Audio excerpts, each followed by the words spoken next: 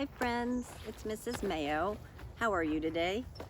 I am good today because I love our time together reading stories. And I'm in the Garden of Learning and I'm sitting under this ginormous tequila salvia bush, which needs to get a haircut really soon. But you might hear in my stories hummingbirds going by and bees, the pollinators love, love, love this bush. And I love it because the leaves smell so good and it's a favorite. Do you hear the hummingbird? It's a favorite of the hummingbird. First of all, hummers love the color red. And second of all, it's got all that yummy nectar way deep inside the flower that they love to eat. So, this book is a long book, and I'm going to read the whole thing today. So, it'd be a good time for you to go get comfy, maybe grab your lovey or a stuffed animal. Are you ready? Great. This is called Hope for the Flowers. And the thing about this book, it's got pictures, but they only used yellow, black, and white. So that kind of makes it different. Oh, did you hear that? That little hummingbird was say hi. And the words and pictures are by Trina Paulus. And I have permission to read this book by Paulus Press. So you ready?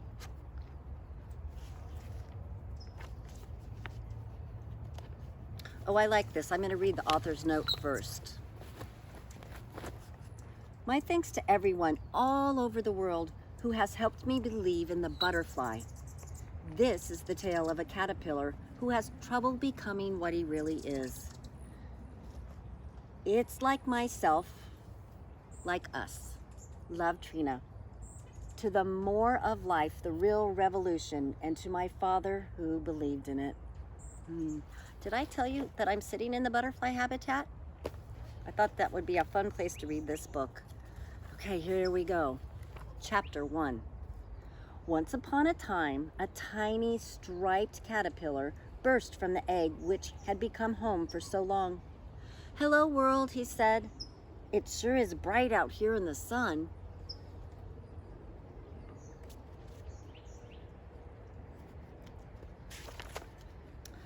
"I'm hungry," he thought, and straightaway began to eat the leaf he was born on.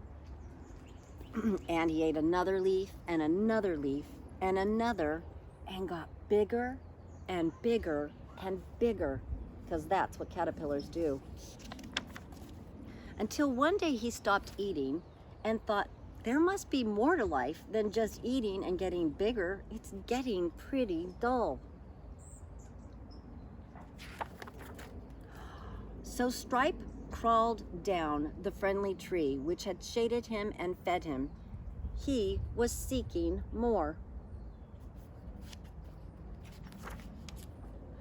There were all sorts of new things to find, grass and dirt and tiny bugs, but nothing satisfied him. Then, when he came across other crawlers like himself, he was especially excited, but they were so busy eating they had no time to talk, just as Stripe had been. They don't know any more about life than I do. Then one day, Stripe saw some crawlers really crawling.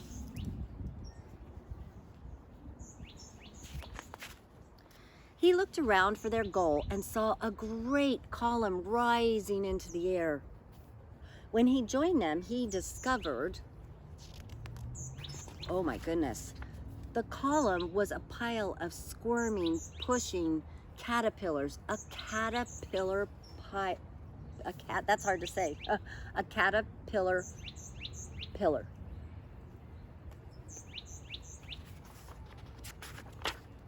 It appeared that the caterpillars were trying to reach the top, but the top was so lost in the clouds that Stripe had no idea what was there. He felt new excitement like sap rising in the spring. Maybe I'll find what I'm looking for.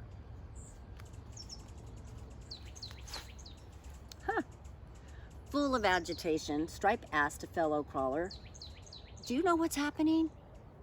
"I just arrived myself," said the other. "Nobody has time to explain. They're so busy to get wherever they're going up there." "But what's at the top?" Stripe continued. "No one knows that either, but it must be awfully good because everybody's rushing there. Goodbye, I've no more time." And he plunged into the pile.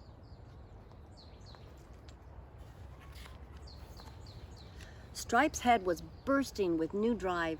He couldn't get his thoughts together, and every second another crawler passed him and disappeared into the pillar. There's only one thing to do, and he pushed himself in. Can you see Stripe?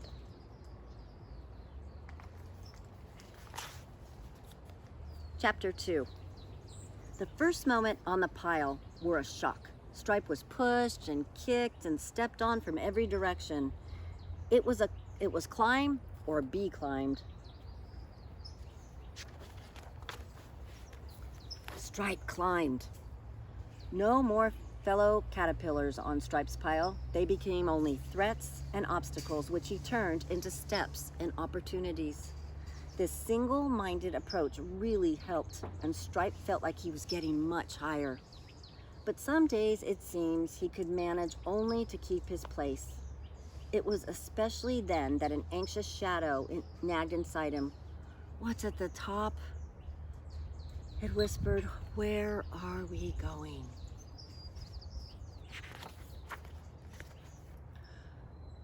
On one exasperated day, Stripe couldn't stand it any longer and actually yelled back, "I don't know, but there's no time to think about it." A little yellow caterpillar he was crawling over gasped, "What did you say?" "I was just talking to myself," Stripe mumbled. "It really isn't important. I was just wondering where we're going." "You know," Yellow said, "I was wondering that myself. But since there's no way to find out, I decided it wasn't important." She blushed at how silly that sounded and quickly added, "No one else just seems to worry about where we're going, so it must be good." But she blushed again. "How far are we from the top?" Stripe answered gravely, "Since we're not at the bottom and we're not at the top, we must be in the middle." "Oh," said Yellow, and they both began climbing again. But Stripe had a new feeling. He felt bad. He had lost his single-mindedness. "How can I step on someone I've just talked to?" Stripe avoided Yellow as much as possible, but one day there she was, blocking the only way up. "Well, I guess it's you or me," he said, and stepped squarely on her head. Something in the way Yellow looked at him made him feel just awful about himself. Like no matter what is up there, it just isn't worth it. Stripe called off Yellow and whispered, "I'm sorry."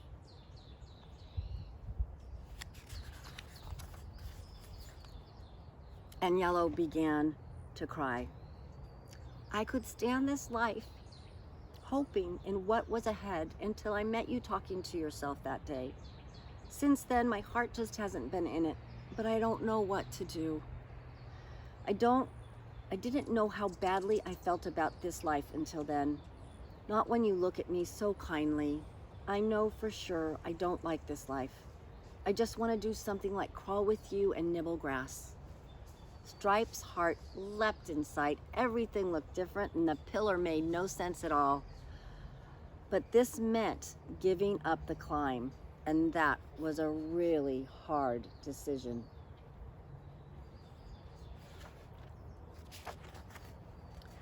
"Yellow, dear, maybe we're close to the top. Maybe if we help each other, we can get there quickly." "Maybe," she said, but they both knew this isn't what they wanted most.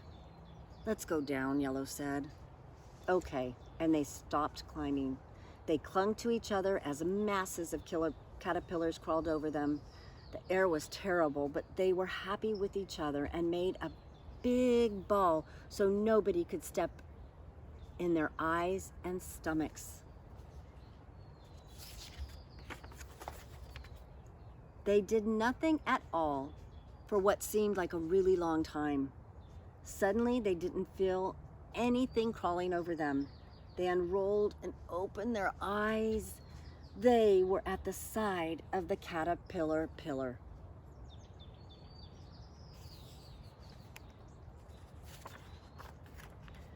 "Hi, Stripe," said Yellow. "Hi, Yellow," said Stripe. And they crawled off into some fresh green grass to eat and take a nap.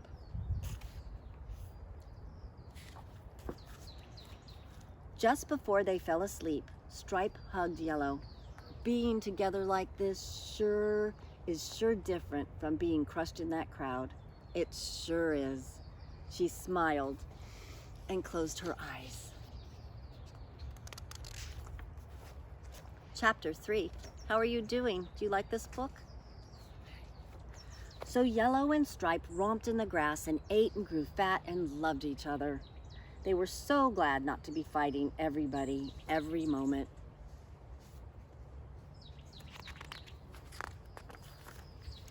It was like heaven for a while. But as time passed, even hugging each other seemed a little boring. Each knew every hair of the other. Stripe couldn't help wondering, there must be still more to come. Yellow saw how restless he was and tried to make him extra happy and comfortable. "Just think how much better this is than that awful mess we left," she said. "But we don't know it's at the top," he answered. "Maybe we were wrong to come down. Maybe now that we've rested, the two of us could make it to the top."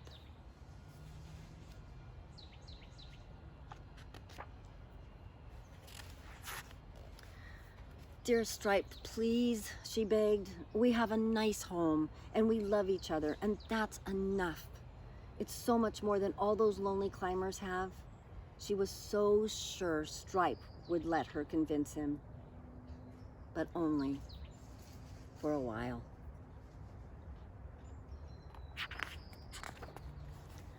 Stripe's hankering for the climbing life worsened. The pillar haunted him. He crawled there regularly and looking up and wondering, but the top remained clouded. One day at the pillar, 3 thuds startled Stripe. 3 big caterpillars had fallen from someplace and smashed. 2 seemed dead, but 1 wiggled. Stripe whispered, "What happened? Can I help?" He made out just a few words. "The top. They'll see. Butterflies alone." The caterpillar died. Stripe crawled home and told Yellow. They were both very sober and quiet. What did the mysterious message mean? Had the caterpillars fallen from the very top?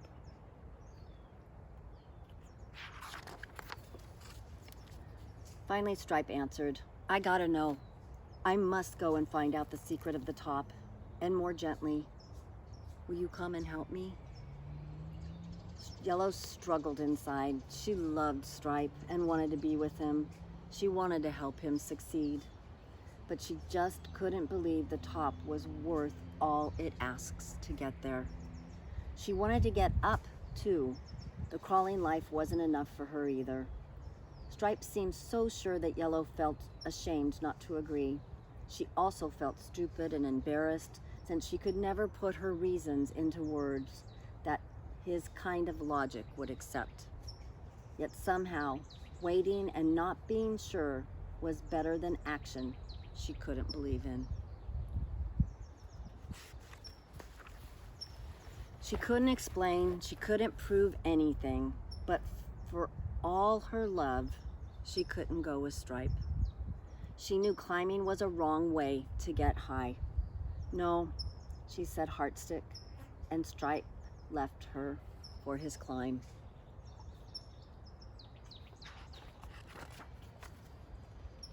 Chapter 4.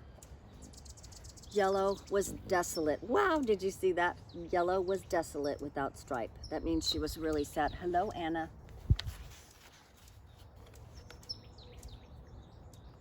She crawled daily to the pile looking for him and returned home at night, sad but half relieved she never saw him.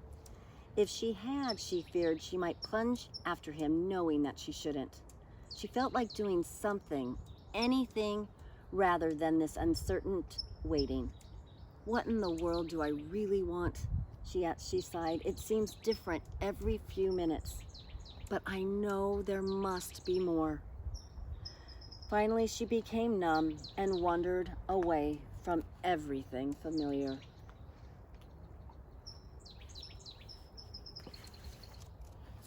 One day, a gray-haired caterpillar hanging upside down on a branch surprised her. He seemed caught in some hairy stuff. "You seem in trouble," she said. "Can I help?" "No, my dear. I have to do this to become a butterfly."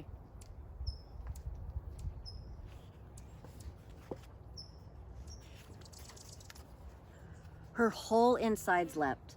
Butterfly? That word, she thought. "Tell me, sir, what is a butterfly?" "It's what you're meant to become. It flies with beautiful wings and joins the earth to heaven. It drinks only nectar from the flowers and carries the seeds of love from one flower to another. Without butterflies, the world would soon have few flowers."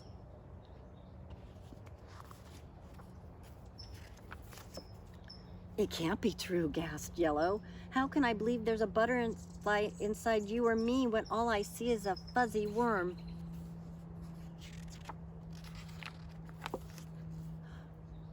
"How does one become a butterfly?" she asked pensively. "You must want to fly so much that you are willing to give up being a caterpillar." "You mean to die?" asked Yellow, remembering the three who had fallen out of the sky. "Yes and no," he answered. "What looks like you will die, but what's really you still want to live. Life is changed, not taken away. Isn't that different from those who die without ever becoming butterflies?"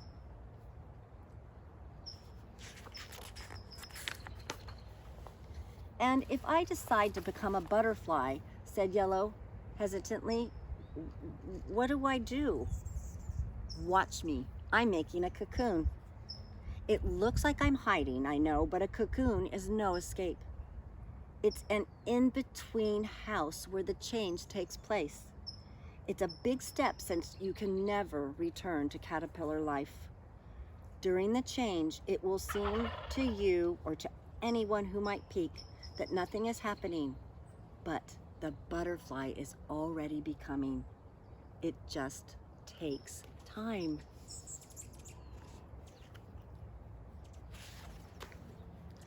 "And there's something else. Once you are a butterfly, you can really love, the kind of love that makes new life. It's better than all the hugging caterpillars can do." "Oh, let me go and get Stripe," Yellow said, but she really knew he was too far into the pile to possibly reach. "Don't be sad," said her new friend. "If you change, you can fly and show him how beautiful butterflies are. Maybe he'll want to become one too." Yellow was torn in anguish. What if Stripe comes back and I'm not here? What if he doesn't recognize my new self? Suppose he decides to stay a caterpillar? At least we can do something as caterpillars. We can eat and crawl. We can love in some way. How can two cocoons get together at all? How awful to get stuck in a cocoon. How could she risk the only life she knew when it seemed so unlikely she could ever become a glorious winged creature? What did she have to go on? Seen another caterpillar who knew enough to make his own cocoon? And that peculiar hope which had kept her off the pillar and leapt within her when she heard about butterflies.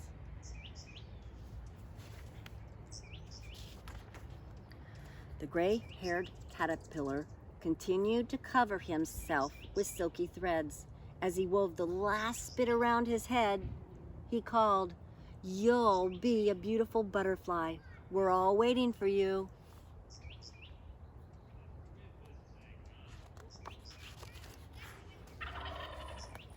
And Yellow decided to risk for a butterfly. For courage, she hung up right beside the other cocoon and began to spin her own. Imagine, I didn't even know I could do this. That's some encouragement that I'm on the right track. If I have inside me the stuff to make cocoons, maybe the stuff of butterflies is there too. Chapter 5, you're doing such a good job. Stripe made much faster progress this time. He was bigger and stronger since he had taken time out. From the beginning, he determined to get to the top. He especially avoided meeting the eyes of other crawlers. He knew how fatal that contact could be. He tried not to think of Yellow.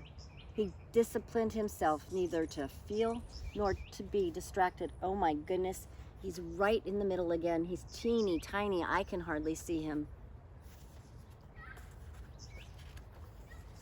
There he is. Stripe didn't just seem disciplined to others, he seemed ruthless. Even among climbers, he was special. He didn't think he was against anybody. He was just doing what he had to do if he was to get to the top. Don't blame me if you don't succeed. It's a tough life. Just make up your mind, he would have said had any caterpillar complained. Then one day, he was near his goal. Stripe had done well, but when light finally filtered down from the top, he was close to exhaustion. At this height, there was almost no movement. All held their positions with every skill a lifetime of climbing had taught them. Every small move counted terribly. There was no communication, only the outsides touched. They were like cocoons to one another. Then one day Stripe heard a crawler above him saying, "None of us can get any higher without getting rid of them." Soon after, he felt tremendous pressure and shaking. Then came screams and falling bodies, and then silence and lots more light and less weight, and from above, Stripe felt awful with this new knowledge. The mystery of the pillar was clearing. He now knew what happened to the 3 caterpillars. He now knew what must always happen on the pillar. Frustration surged through Stripe. But as he was agreeing that this was the only way up, he heard a tiny whisper from the top. "There's nothing here at all." It was answered by another. "Quiet, fool. They'll hear you down the pillar. We're where they want to get. That's what's here." Stripe felt frozen. To be so high and not high at all. It only looked good from the bottom.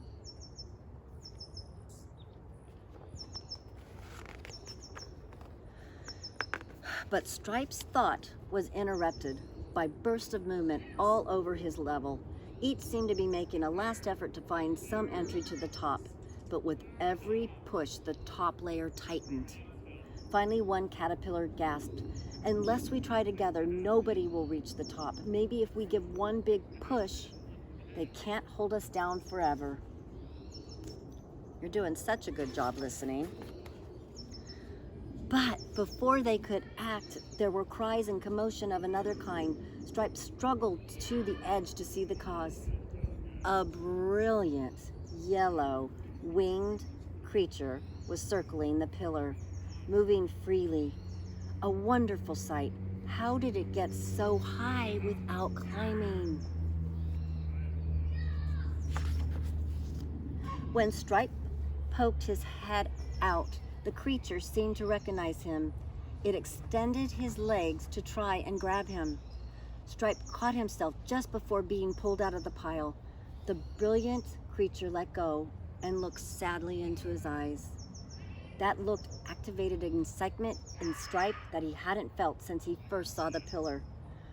Words from the past returned. Butterflies alone.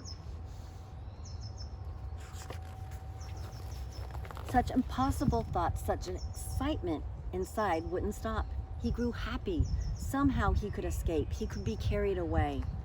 But as this possibility became real, something else grew inside. He felt he shouldn't escape this.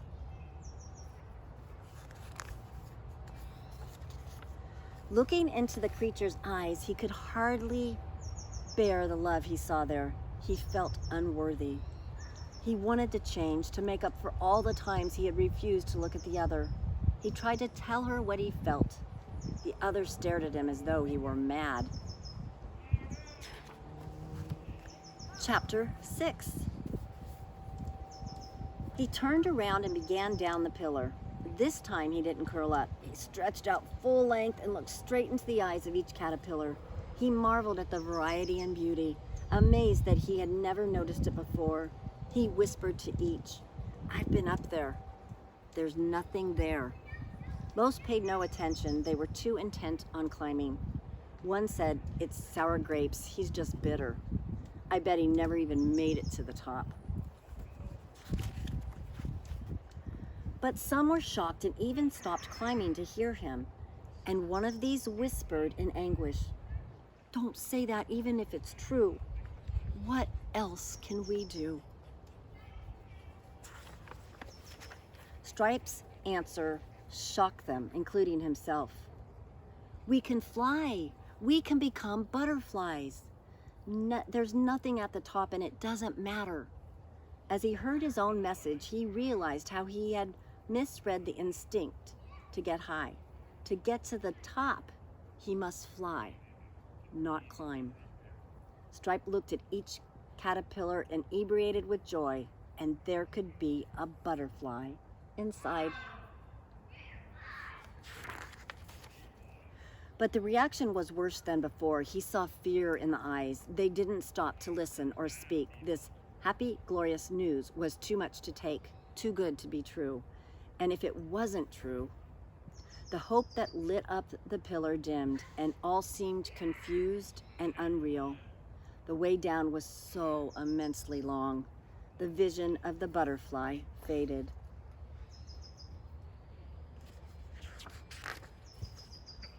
Doubt flooded Stripe. The pile took on horrible dimensions. He struggled on, barely, blindly. It seemed wrong to give up believing, yet believing seemed impossible. A crawler sneered, "How could you swallow such a story? Our life is earth and climbing. Look at us worms. We couldn't be butterflies instead. Make the best of it, enjoy caterpillar living." Perhaps he was right, sighed Stripe. I haven't any proof. Did I only make it up because I needed it so much?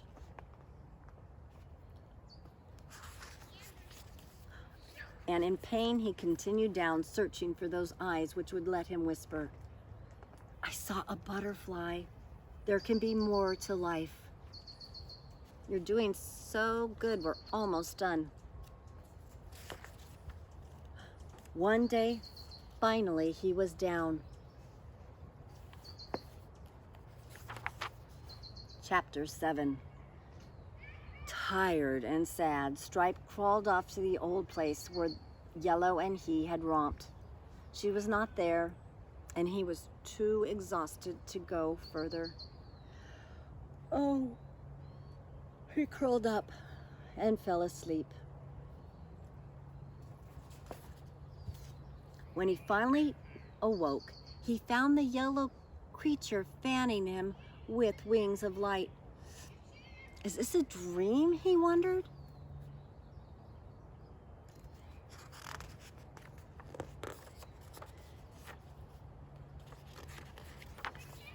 But the dream creature acted awfully real. She stroked him with her feelers, and most of all looked at him so lovingly that he began to trust that what he had said about becoming a butterfly might be true. She walked a little distance away and then flew back and repeated it as if he should follow. So he did.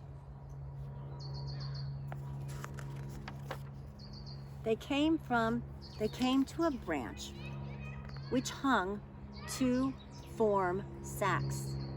The creature kept inserting her head, then her tail into one of them. Then she would fly to him and touch him.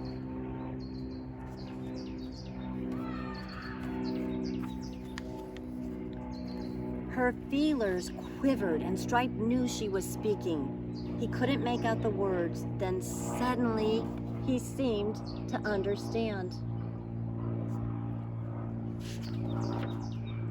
Somehow, he knew what to do. Stripe climbed again. It got darker and darker, and he was afraid. He felt he had to let go of everything.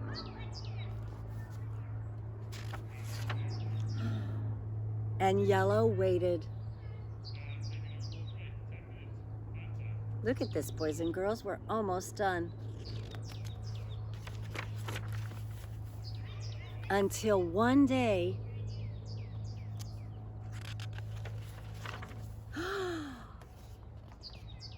look at Stripe.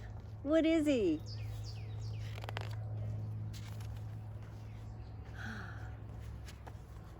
The end. I loved this book. I haven't read it in so long. I'm going to say this page again. The end or the beginning. Did you like this book? Oh, look at these gorgeous butterflies. Well, you certainly did a great job of listening to that story. I hope you loved it as much as I did. And I'll say bye until next time.